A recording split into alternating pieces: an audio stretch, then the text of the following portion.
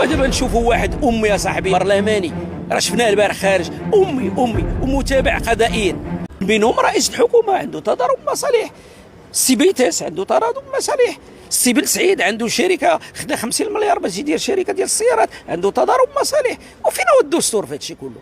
هذا راه خرق لي الدستور. انت اما انت كتجي باش تسير الشأن العام وكتجمد المسائل الاقتصاديه ديالك والشركات وهذا، واخا راه المساله ما كتدخلش لنا العقل، اما قابل لي زافير ديالك.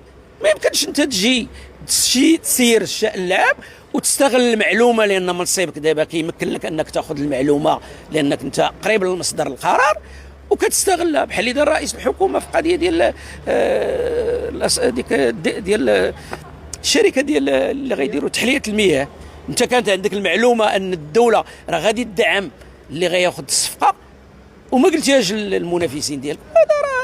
هذا راه استغلال النفوذ كيتسمى ابي دو بوفوار.